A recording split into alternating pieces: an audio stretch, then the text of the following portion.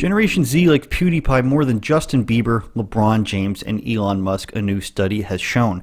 Not surprising as well, 97% of Generation Z is on YouTube. They're actively watching YouTube and using the app more than popular platforms like Instagram and Snapchat, and of course more popular than Twitter, which is mainly for news people now, and of course more popular than Facebook, which is for grandmothers, single parents, and those who want to get misleading or false political advice. Now, Bieber's the only person more recognizable as a name to Generation Z or Z, depending on where you're from. Hint, hint, nudge, nudge.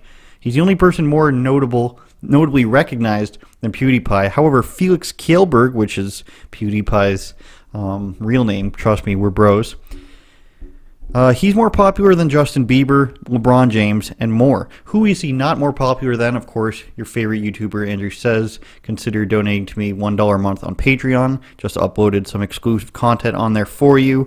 $1 a month gets you everything that you've ever dreamed of. And hey, it helps me out if you like, share, and subscribe this video. Notification bells, just come to the page. It's the fastest way to get here. Bookmark it like it's 2002, you know? Now, as you can see, in terms of favorability in this new poll of 13 to 38-year-olds, in terms of favorability, PewDiePie destroys Justin Bieber, who only has 18% favorability, while overtaking LeBron James, Steph Curry, and Elon Musk. Now, frankly, I'm surprised the numbers are even that low for PewDiePie, but there is and has been a campaign out there to call PewDiePie some sort of supremacist and nationalist with the appropriate demonetizable monikers before that. Now, when we look at girls, we see Beyonce is universally known and liked at 2/3. But this girl named Zendaya, whom I did not know until I found out that she's an actress with like 62 million Instagram followers, which is about double the population of my country, she's the most liked at 72% favorability. More than half of Generation Z women do not seem to like Serena Williams or Jennifer Aniston. I'm not sure why about that one. Maybe it's her relationship meddling. That's as far as I can tell. And only half favor YouTuber Shane Dawson. Now, if we look down at favorability by different demographics for PewDiePie, Shane Dawson, and Jeffree Star, who to the best of my knowledge is a makeup tutorial YouTuber, some guy, things get more interesting. He's really popular, though. When I say some guy, I mean some guy to me. To millions of people, it's the guy. About 2/3 like PewDiePie, as we saw above. But who does not like PewDiePie, of course? Clinton voters and millennial women do not have a favorable view of PewDiePie. All these words are tripping me up. PewDiePie, favorable, unfavorable. So much to intake here. Clinton voters don't like him. Interesting. I wonder why. Now, for the others, only Gen Z women cracked the top 50% barrier for favorability ratings with Shane Dawson. Nobody else gets over 50%, which tells me PewDiePie is very popular and probably more popular than this study would even show, which is probably why so many people try to take him down. Haters gonna hate. You go after the guy who's at the top of the game. Now, here's what I disagree with this study. Here's where I disagree with this. Influencers are more trusted as brand spokespersons than celebrities. Now, what I think is on purpose is the term of celebrity versus influencer or social media influencer. There seems to be some sort of non sequitur, nonsensical, non-quantifiable difference here between celebrity and social media influencer or brand influencer. I think certain people, like the YouTubes of the world and mainstream pop culture stemming from Hollywood and the media, they only want certain people they approve of to have this celebrity status. Why? Because as you can see, more people trust these influencers than actors or celebrities. YouTubers tend to be more informed on topics, they are more engaged in social media with their fans directly, and they get more hate, so they kind of see how the media machine works, and they know what to trust and not trust, and they're less likely, for lack of a better term, to shill out for the dollars just to anywhere. And when they do, they're widely called out and wildly discredited for it, and They produce, instead of just putting a Instagram message or a Twitter message out of a fake apology, most of the time they're pressured into doing an entire video of it and actually explaining themselves. Some do it better than others, some do it more honestly than others. And what you can see at the bottom is, when asked to rate how important a series of 14 factors are when considering whether to follow an influencer, having a large following was the least persuasive to Gen Z and millennials, while authenticity was rated as the most important. To me, that answers the question as to why the people above that we've shown are less popular now than they may have been 5 or 10 years ago. LeBron James, Serena Williams, Justin Bieber. Even though I don't have a problem with Justin Bieber, let's be clear here, people. I think his interactions with the paparazzi are some of the best things I've ever seen, and they make me like him better when he's just like, can't you just be normal? Can't you just be nice? You guys don't have to yell at me. LeBron has his China stuff, and he's always complaining. Serena has her I'm a victim, and playing tennis is for women's rights. All in all, they aren't that believable in their authenticity because they flip-flop back and forth on what is an important social justice cause to them, what is an important thing for them to stand up against, and it seems when their back's against the wall, they just claim victimhood. As for Shane Dawson, who I've watched an okay amount of his stuff, his big documentary on conspiracies is fun to watch. We haven't seen it, claiming that, not just claiming, but kind of showing that Chuck E. Cheese pizza is more than likely recycled.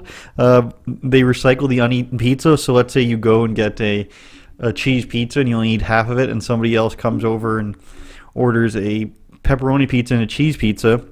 It seems that their pizzas are made up of multiple discarded pizzas. The toppings don't line up, the crust don't line up, so on and so forth.